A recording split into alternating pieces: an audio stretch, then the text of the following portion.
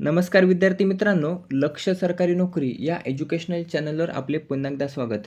मित्रांनो, आज आपण पोलीस भरती, आरोग्य भरती, रेल्वे भरती तसेच इतर ज्या काही सरळ भरत्या असतात तर त्यासाठी लागणारे आवश्यक असे चालू घडामोडीचे प्रश्न या ठिकाणी आपण कव्हर करून घेणार आहोत. प्रश्न सर्व IMPS आहेत. व्हिडिओ शेवटपर्यंत नक्की पाहायचा आहे. याचा PDF हा टेलिग्रामवर अपलोड केला जाईल. त्या ठिकाणी तुम्ही तो पाहू शकता. टेलिग्रामची लिंक ही डिस्क्रिप्शनमध्ये दिलेली आहे. आजचा आपला भाग असणार आहे 448वा. या भागामध्ये आपण 30 जानेवारी 2026 आणि 31 जानेवारी 2026 या 2 दिवसातील महत्त्वाचे चालू घडामोडीचे प्रश्न या ठिकाणी आपण कव्हर करून घेणार आहोत, जे आपले राहिले होते. पहिला प्रश्न आहे, भारतामध्ये एकूण रामसर स्थळांची संख्या आता किती झालेली आहे? तर नुकतंच 2 स्थळांना रामसरचा दर्जा प्राप्त झाला असून भारतामध्ये एकूण रामसर स्थळांची संख्या झालेली आहे आता 98. लक्षात असू द्या, या अगोदर भारतामध्ये 96 रामसर स्थळे होती, परंतु नुकतंच 2 जे काही ठिकाणे आहेत बघा, तर त्या 2 ठिकाणांना रामसर स्थळाचा दर्जा हा नुकतंच प्राप्त झाला असून एकूण संख्या झालेली आहे आता 98. लक्षात असू द्या, ते 2 ठिकाणे देखील आपण या ठिकाणी कव्हर करणार आहोत.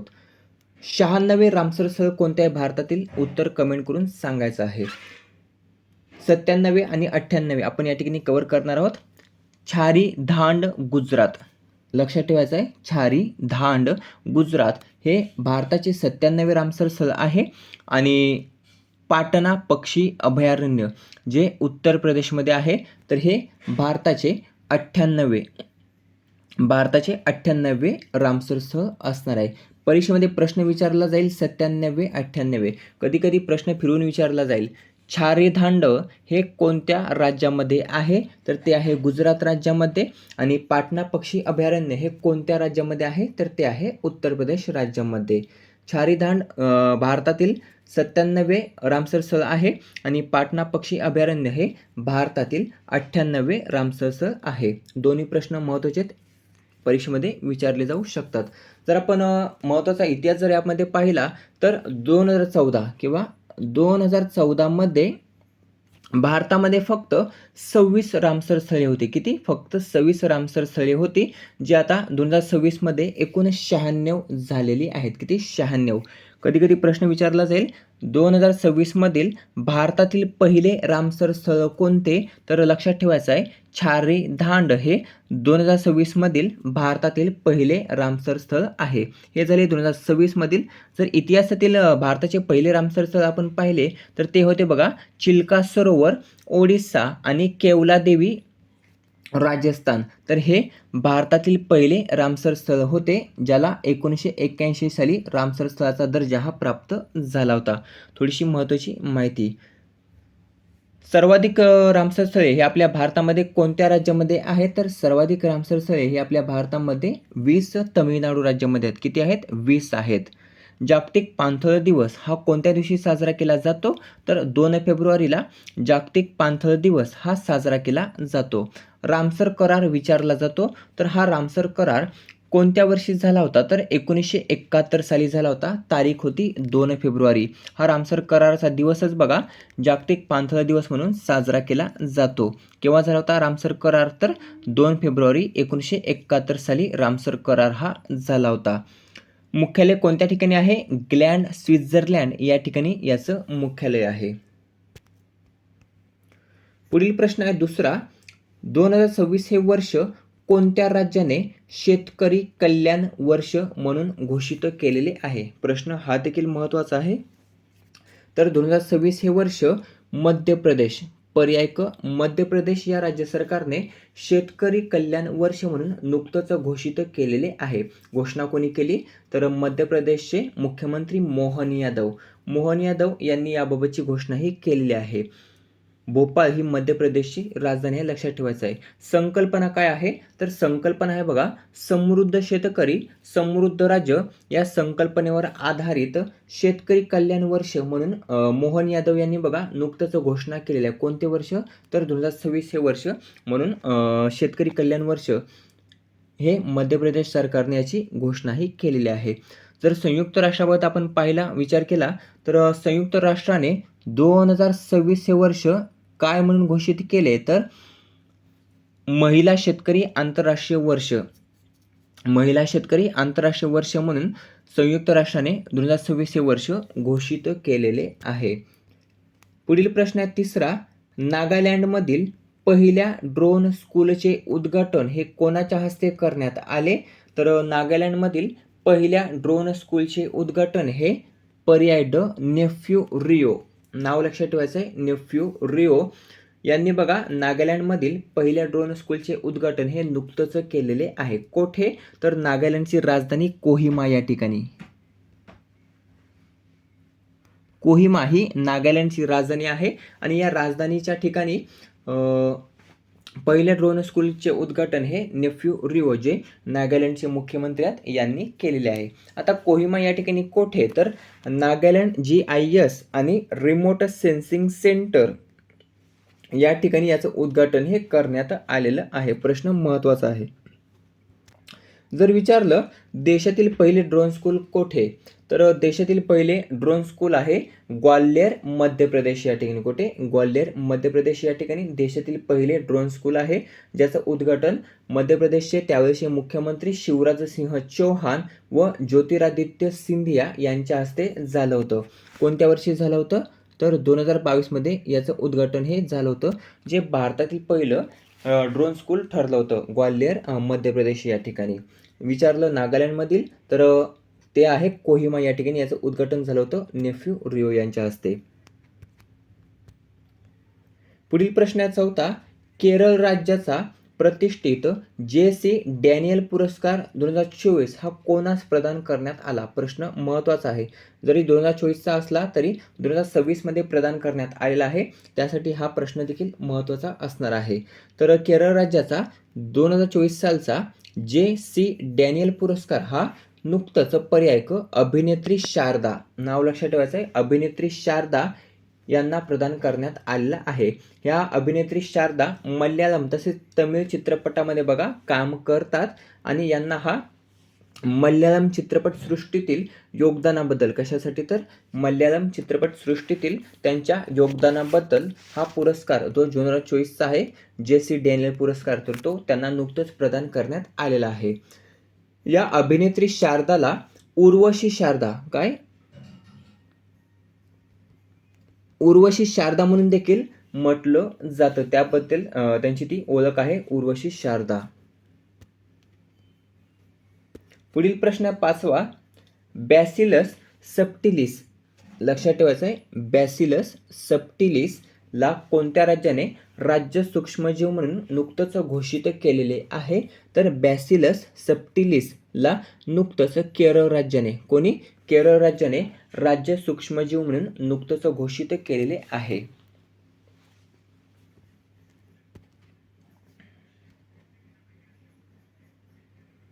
आता केरळने केलेले आहे, तर केरळचे मुख्यमंत्री कोण आहेत? पिनराई विजयन हे केरळचे मुख्यमंत्री आहेत. थिरुवनंतपुरम ही केरळची राजधानी आहे. सध्या केरळचं नामकरण करण्यासाठी प्रयत्न सुरू आहेत. काय करण्यात येणार आहे केरळचं नामकरण? तर केरळम असं केरळचं नामकरण करण्यासाठी बघा नुकतंच प्रयत्न हे सुरू आहेत, हे देखील लक्षात ठेवायचं आहे. सहावा प्रश्न आहे. आर्थिक सर्वेक्षण 2025-26 मध्ये भारतात राहण्यासाठी कोणते शहर हे सर्वोत्तम ठरलेले आहे?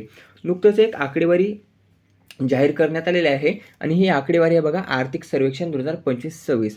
तर या आर्थिक सर्वेक्षण 2025-26 मध्ये भारतात राहण्यासाठी सर्वोत्तम शहर यामध्ये ठरलेले आहे पर्याय ड पुणे.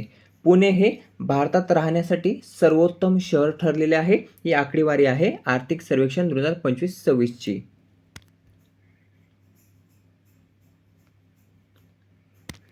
पुढील प्रश्न आहे. गृह विभागाचे नवे अप्पर मुख्य सचिव म्हणून खालीलपैकी कोणाची नियुक्ती करण्यात आली किंवा गृह विभागाचे नवे अप्पर मुख्य सचिव कोण बनले आहेत? तर पर्याय अ मनीषा म्हैसकर. मनीषा म्हैसकर ह्या गृह विभागाच्या नव्या अप्पर मुख्य सचिव नुकतंच बनल्या आहेत. कोणाच्या जागेवर? तर इक्बाल सिंह चहल. इक्बाल सिंह चहल हे नुकतंच निवृत्त होत आहेत आणि त्यांच्या जागेवर आता गृह विभागाचे नवे अप्पर मुख्य सचिव म्हणून मनीषा म्हैसकर हा पदभार सांभाळणार आहेत. 8वा आणि 30 जानेवारी या दिवसाचा शेवटचा प्रश्न. माताबारी पर्यटन सर्किटची पायाभरणी ही नुकतंच कोणत्या राज्यामध्ये करण्यात आली? तर माताबारी पर्यटन सर्किटची पायाभरणी ही पर्याय क त्रिपुरा या राज्यामध्ये करण्यात आलेली आहे.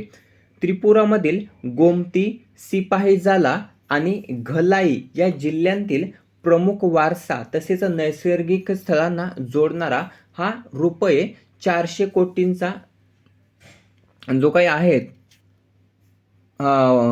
पर्यटन सर्किट, तर या 450 पर्यटन सर्किटची पायाभरणी ही ज्योतिरादित्य सिंधिया यांच्या हस्ते नुकतंच करण्यात आलेली आहे. कोणाच्या हस्ते? तर ज्योतिरादित्य सिंधिया यांच्या हस्ते करण्यात आलेली आहे.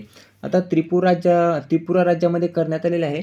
तर त्रिपुराचे सध्याचे मुख्यमंत्री कोण आहेत? माणिक साहा आहेत बघा, माणिक साहा. त्रिपुराची राजधानी आहे आगरताळा. आता घेऊया 31 जानेवारी 2026 या दिवसातील काही महत्त्वाचे चालू घडामोडीचे प्रश्न. प्रश्न क्रमांक पहिला, महाराष्ट्र राज्याच्या पहिल्या महिला उपमुख्यमंत्री खालीलपैकी कोण बनल्या आहेत? तर लक्षात असू द्या, महाराष्ट्र राज्याच्या पहिल्या महिला उपमुख्यमंत्री बनल्या आहेत पर्याय क सुनेत्रा पवार.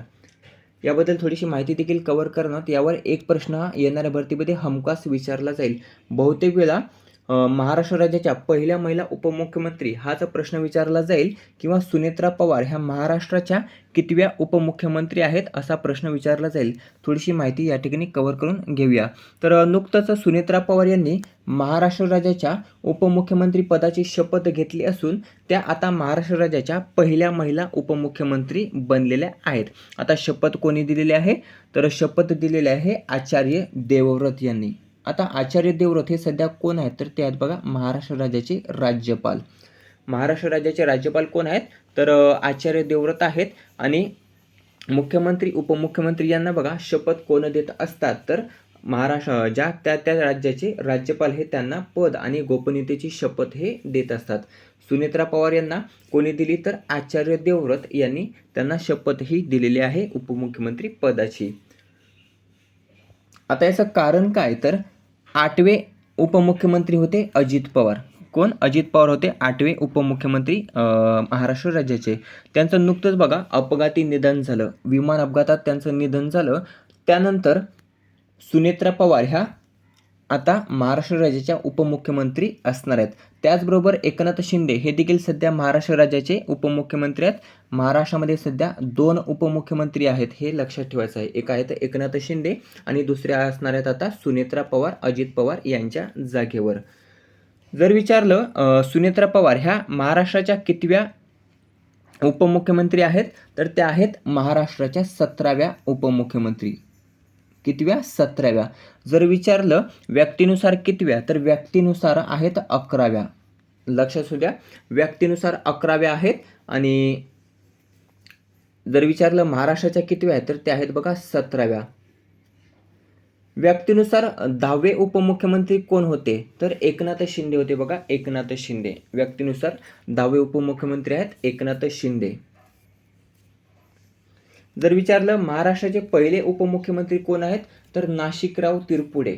नाशिकराव तिरपुडे हे महाराष्ट्र राज्याचे पहिले उपमुख्यमंत्री होते, जे 1978 साली बनले होते.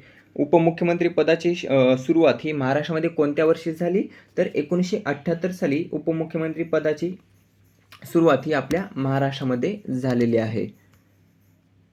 पुढील प्रश्न आहे 2026 मधील भारतातील पहिले युनिकॉर्न स्टार्टअप खालीलपैकी कोणते बनले आहे? तर 2026 मधील भारतातील पहिले युनिकॉर्न स्टार्टअप हे पर्याय ब जस्पे.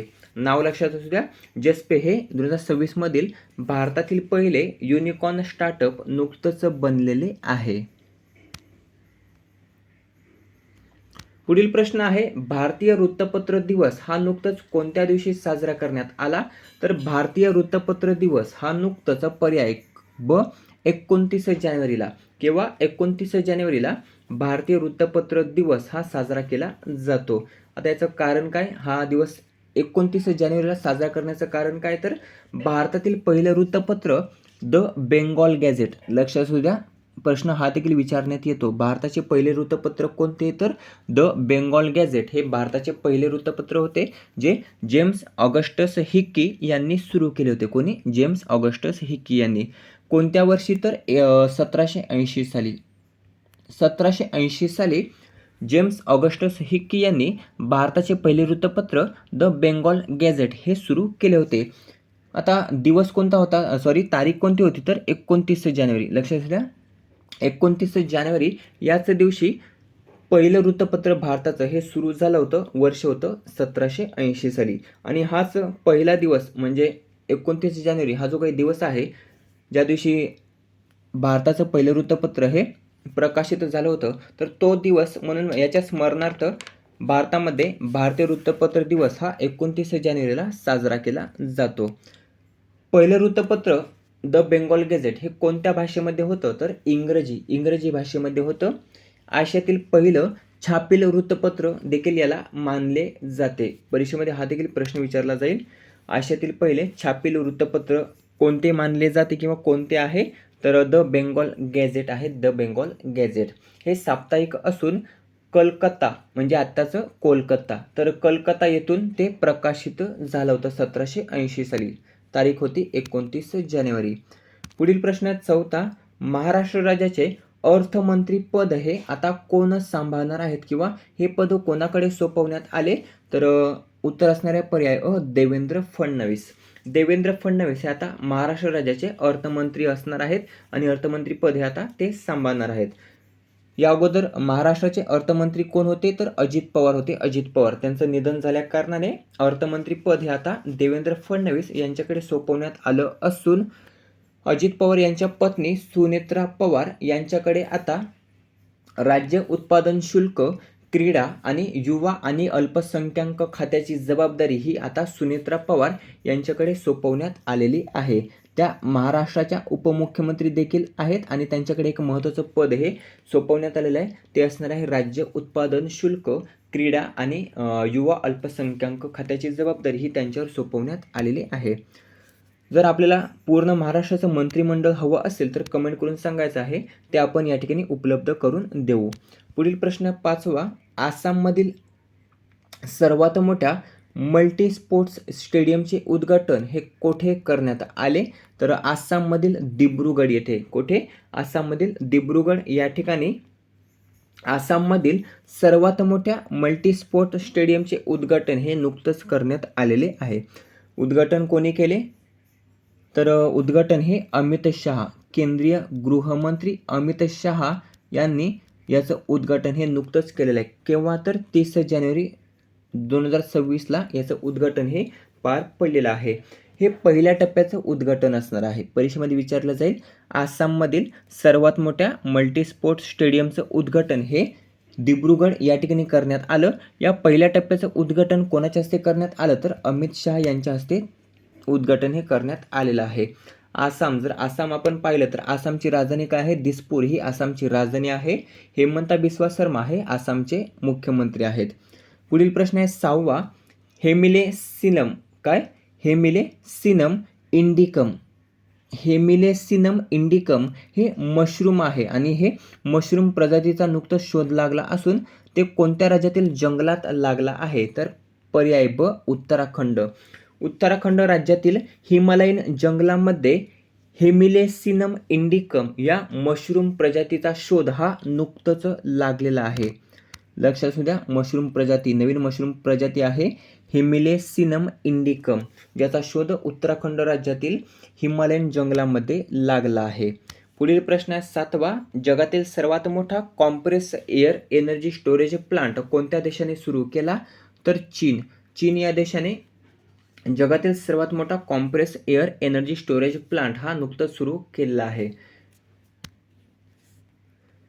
चीन हा जगातील सर्वात मोठा विद्युत प्रकल्प कोणत्या नदीवर बांधत आहे, उत्तर कमेंट करून सांगायचं आहे. 8वा आणि शेवटचा प्रश्न आहे, पहिल्या फ्लॅट रोल्ड प्रॉडक्ट्स ॲल्युमिनियम युनिटचे उद्घाटन कोठे करण्यात आले, तर ओडिसा. पर्याय ड, ओडिसा राज्यामध्ये पहिल्या फ्लॅट रोल्ड प्रॉडक्ट्स ॲल्युमिनियम युनिटचे उद्घाटन हे नुकतंच करण्यात आलेले आहे. शॉर्टमध्ये जर आपण पाहिलं तर FRP प्रॉडक्ट्स ॲल्युमिनियम युनिट. तर याचं उद्घाटन हे ओडिसा या ठिकाणी करण्यात आलेलं आहे. मोहनचरण माझी ओडिसाचे मुख्यमंत्री आहेत. ओडिसाची राजधानी आहे भुवनेश्वर. मित्रांनो, अशा प्रकारे 30 जानेवारी आणि 31 जानेवारी या 2 दिवसाचे जे आपले चालू घडामोडीचे प्रश्न राहिले होते, तर ते आपण या ठिकाणी कव्हर केलेले आहेत, जे येणाऱ्या भरतीसाठी उपयुक्त असणार आहेत. व्हिडिओ कसा वाटला कमेंट करून नक्की सांगायचा आहे. व्हिडिओ आवडल्यास मित्रांसोबत जास्तीत जास्त शेअर करायचा आहे.